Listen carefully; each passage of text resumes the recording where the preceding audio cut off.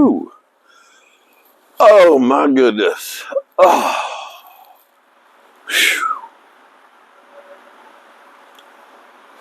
What's up, good people? Mark Holmes here, and as always, I want to thank you all for watching, commenting, subscribing, and being part of the Joe Boo Sports Report.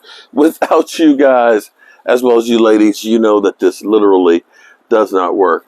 You know, I haven't been home since Wednesday. I've been down the country working, and it's amazing how much the plants have grown in just 3 short days. I'm looking at the leaves up here that are popping out on the trees. They're kind of budding up and about ready to open up. I'm looking at the ferns that are growing and the hostas that are popping up in all the flower pots. That was one of the smartest things I ever did, was put hostas in flower pots, because, you know, I don't have to buy any more. They just start, you know, that and the ivy, they come back. I should have put some of these, because those are the ones you guys see. But maybe I'll do that. Maybe I'll buy a couple of hostas, or just divide some of these because they're getting kind of big. Anyway, you didn't come here for a floral report. Whew. The draft. Less than a week away. I'm not sure if I'm going to do the draft outside here or if I'm going to be inside, because I'm not sure how many people I have coming. I know David Wiley will probably be here. Rashid's not sure if he wants to be caught on camera twice in the first round, losing his mind. I'm not sure if Michael's going to be here. He may be doing a road trip. I don't know. I think Daniel Hernandez will be here, and I think E2 Blue will be here. But we'll figure it out. We'll figure it out. We'll have some Joe Boo wings, and maybe we'll have another, since it worked last year, have another, tomahawk. We'll get ourselves a big tomahawk steak down here again, because hey, we got Micah Parsons. Maybe, you know what, maybe we need to get a double-sized one, because we got some beef there with Micah Parsons. That's what we probably need to do, is we need to get a big piece of meat. Yeah, for Jordan Davis. You know,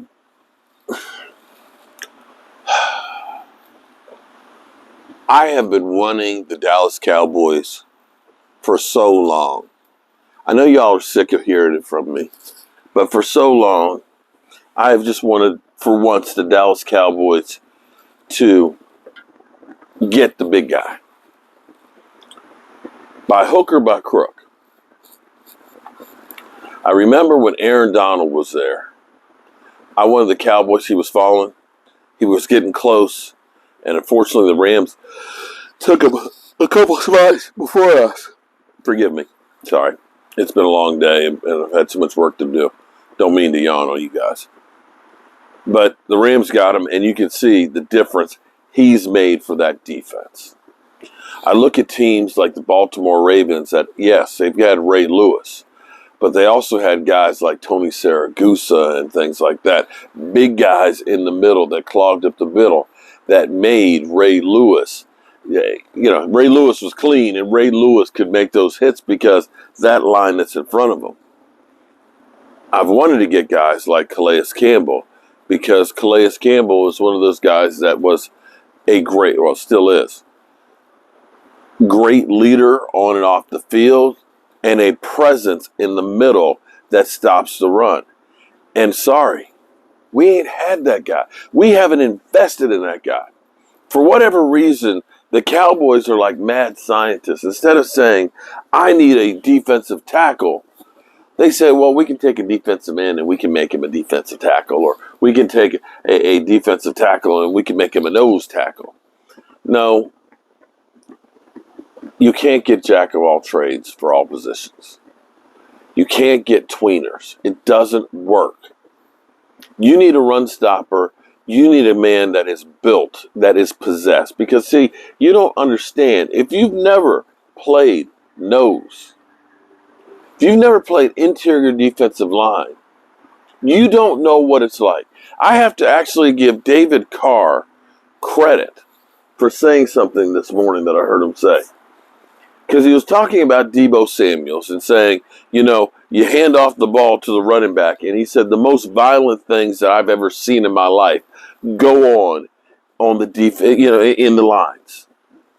With that running back trying to run in that space and those defensive linemen in there going head to head with the offensive linemen, helmet to helmet, shoulders to shoulders, hands, bodies, bloodied, battered, and bruised. Getting hit from every single direction. We worry about on the kickoff returns about getting pushed in the back or touched in the back. Guys, you get hit in so many places. You feel pains the next day in places you didn't even know existed. You got to understand, when you are a defensive tackle, a nose tackle, and you're getting engaged by that center, and you feel pressure from that guard coming through, you know what you're doing? You're trying to get narrow. You're turning the shoulders because you're trying to find a crease that you can pull your body between 300-pound people whose objective is to launch you out there. You're getting hit in the helmet, in the shoulders, in the back, in the stomach. You've got hands all over you. They're pushing, they're clawing, they're scratching. It is literally hell on earth. And to take a guy who's a defensive end, who's light in the ass, and say, oh, we can throw him down there and put him in there, or we can just get anybody and stiff in there. It's not a skilled position. I say bullshit. Unless you've been there, unless you've been to war. And that's the thing I love about Dan Quinn, because Dan Quinn, he's not a big guy. He's a guy about my size. And he played nose. He understands what it takes to be in that middle. It takes a certain kind of person because you are going to get beat the crap out of you every single game. And the problem for the Cowboys is they don't believe that it takes a certain kind of guy, that you can just get anybody. Oh, it's just a nose tackle. Nobody, no. And that, my friends, is why the Cowboys are always getting run on. When it comes crunch time and playoffs and we need that stop, can't get it. Can't get it. When you see an Aaron Rodgers have 6-7 seconds going down the stretch to be able to pick people off, or seeing guys running up the middle on you, quarterbacks, no-name quarterbacks, running roughshod up the middle, it's because they don't have the man in the middle that controls it. My man DMV, shout out to him. He said, perfect analogy, when you control the middle of the field, when you control the middle, you control the field. And that is the truth. And we ain't been able to control the field in forever. Jordan Eclipse Davis. The Cowboys have an opportunity to get that guy. He is my pet player this year. He is the one guy that I dream about the Dallas Cowboys getting. The one guy I look at and say, instant impact for the Cowboys. Because see, I want you to understand something. Some positions can come out the box and play great. Other positions take time to learn. It's difficult for a quarterback to come out and be a great player the first year. It's just hard. There's so much to learn. That doesn't mean that it doesn't happen. It doesn't mean that it doesn't happen, but it's difficult. Center is another position that's hard to come out the box and be great at, because you are now the leader, the field general, and making all the calls. And it's hard. It's hard when you've got to snap the football, you got your head between your legs, and you've got to look out here and call out the protection. It's hard. It's one of those positions hard to come out the box and be great at. Wide receiver is typically one of those positions. And understand, there are exceptions to the rules. You have your Odell Beckhams that come out and are great day one. Most times, though, you don't usually get that instant impact from a wide receiver day one. Cornerbacks, it's another one that's hard. Cornerbacks, and you can look at Diggs' first half of his first season, or Anthony Brown for that matter, weren't that good. They got better as the season went on. And the Cowboys need instant impact. You want instant impact where it's more raw, raging bull?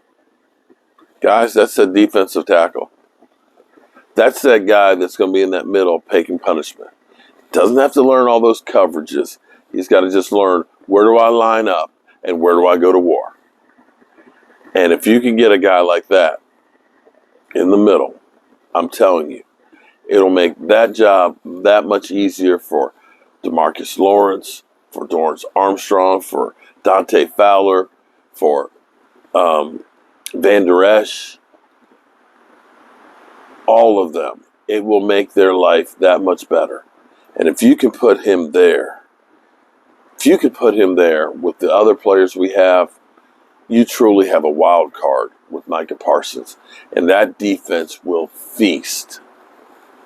So that's all I got to say about that.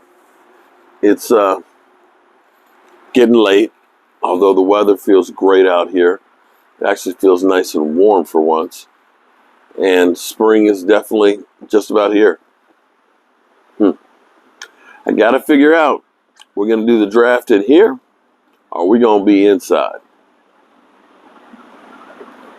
Don't know. But I got a couple of days to figure it out. In the meantime, don't forget to keep my man Stu in your prayers. And don't forget to tell somebody you love that you love them tonight, because you might not get the chance again in the future. Peace out. God willing, I'll see you tomorrow.